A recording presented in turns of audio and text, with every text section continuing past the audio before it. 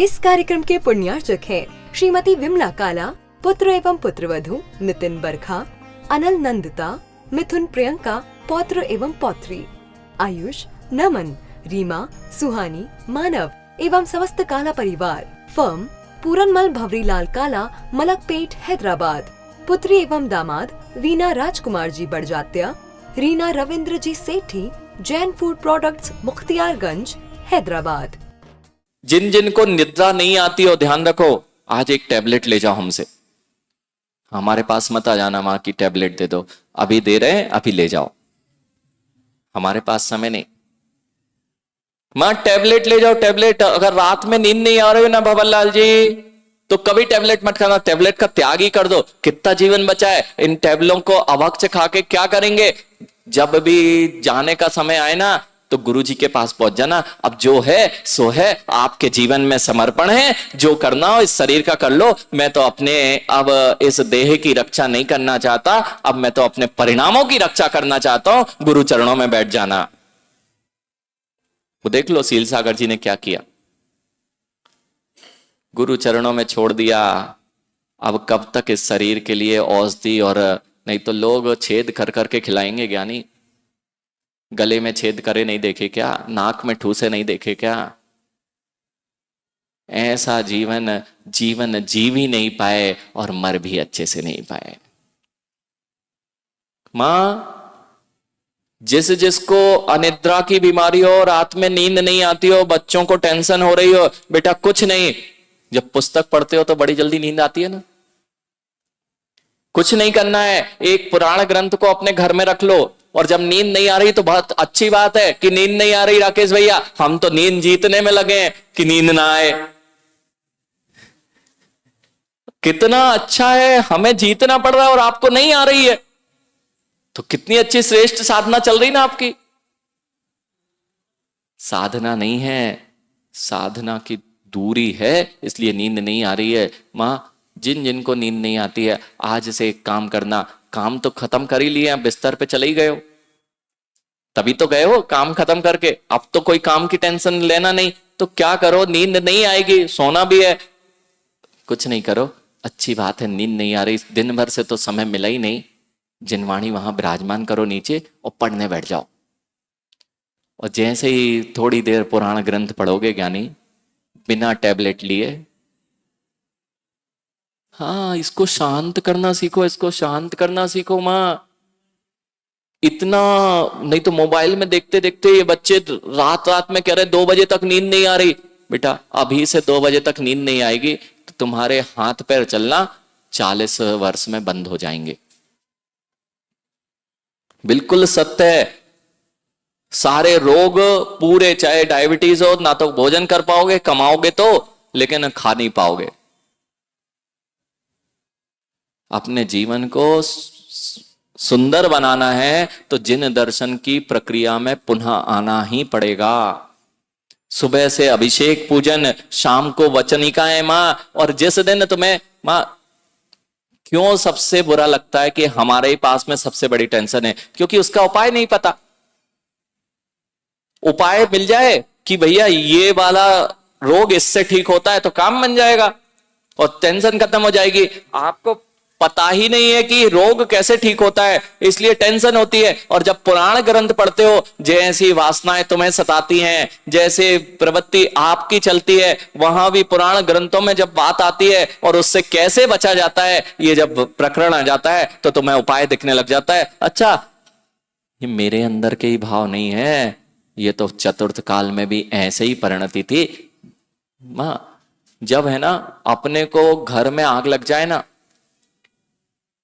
भैया, राकेश भैया, अपने घर में आग लग जाए बहुत दुख होता है, लेकिन पड़ोसी के घर में भी लगी हुई है तो क्या होता है।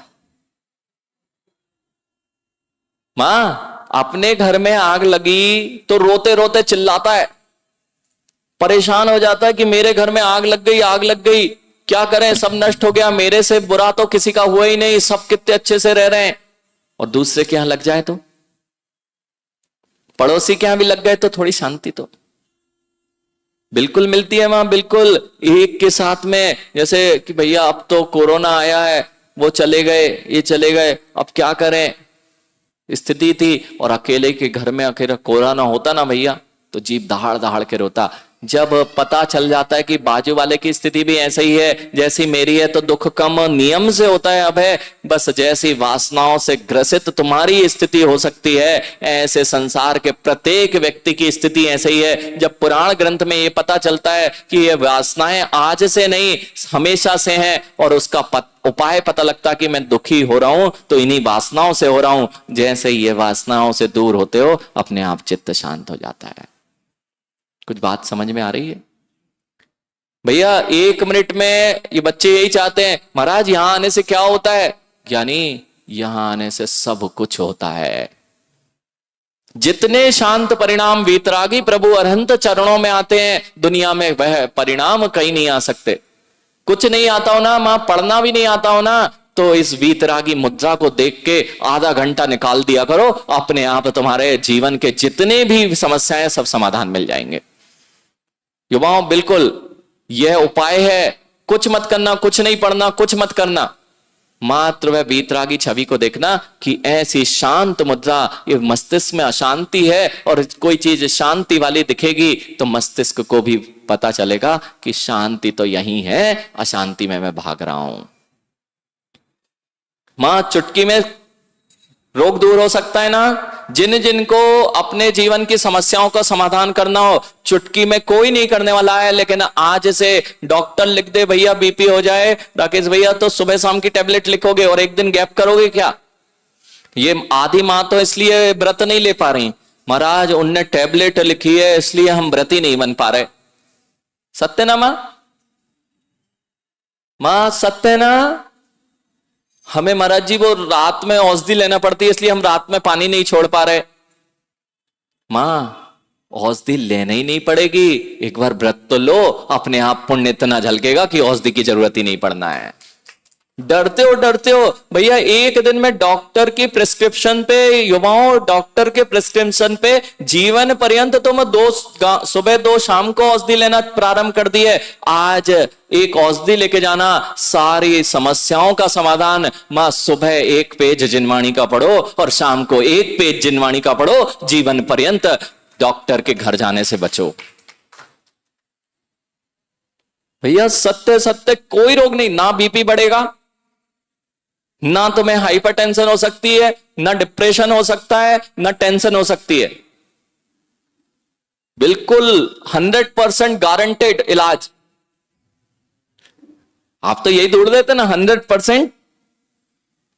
शुभम व्रती बने तो आनंद प्रारंभ हुआ कि घर में आनंद था?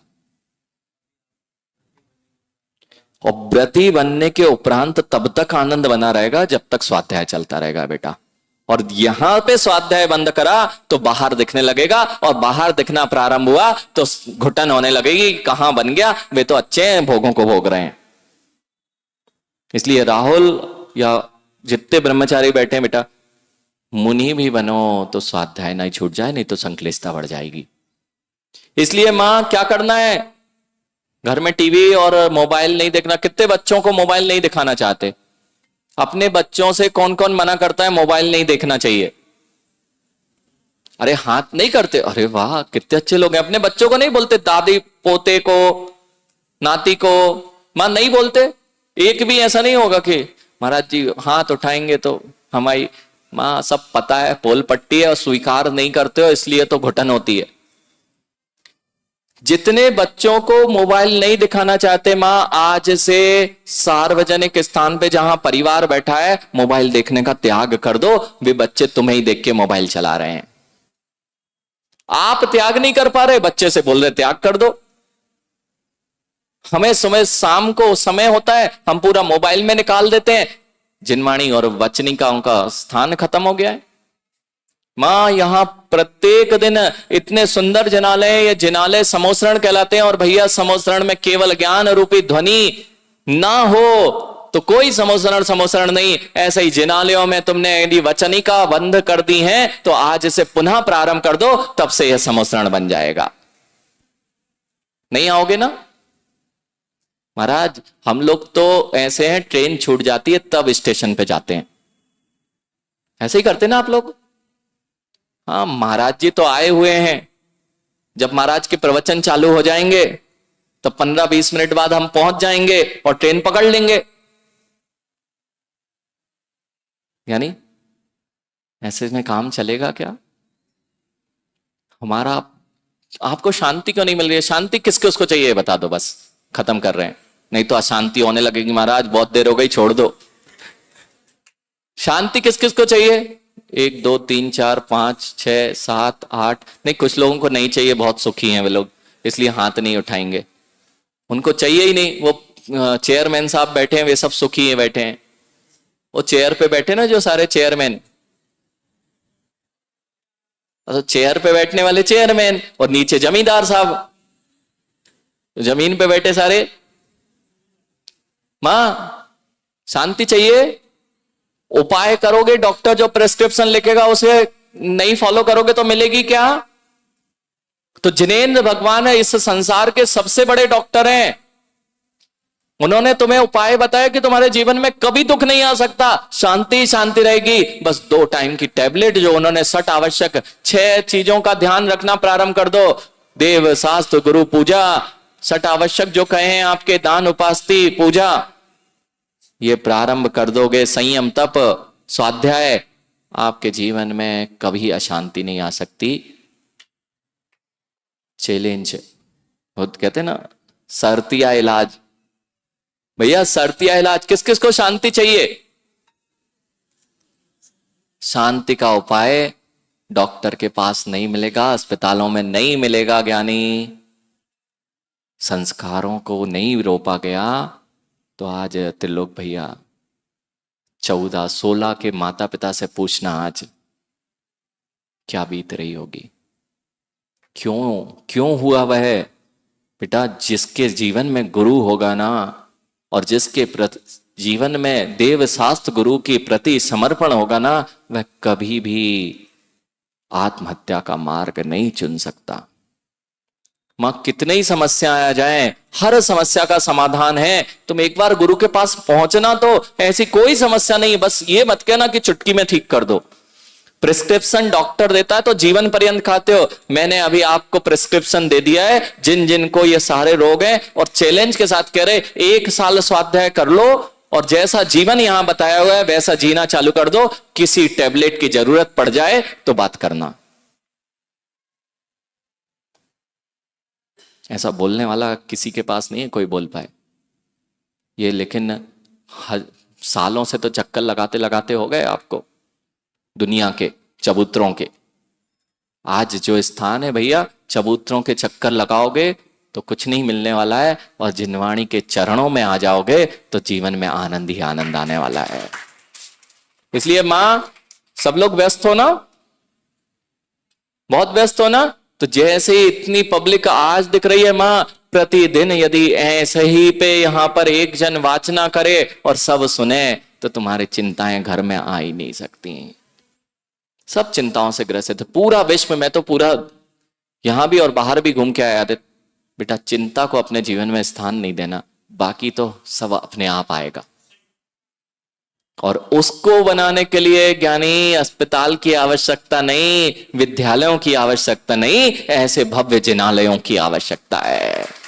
गली गली में स्कूल है, गली गली में अस्पताल मिल जाएगा। अरे तुम क्यों फिक्र करते हो, ये सब मिल जाएगा। लेकिन भारत के बाहर और कुछ ही जगह पे मंदिर मिलेंगे। अब तुम मत सोचो कि मंदिर कम हो जाए, इसलिए जिनालय बंद मत करना। विद्यालय बंद होते हो तो हो जाए मां, स्कूल भेजना बंद हो जाए, लेकिन जिनालय की छुट्टी, पाठशाला की छुट्टी ना हो पाए। 2 नंबर कम आएंगे ना, नर्सरी में चलेगा ना। कौन सी जगह मार्कशीट लगेगी बेटा नर्सरी की?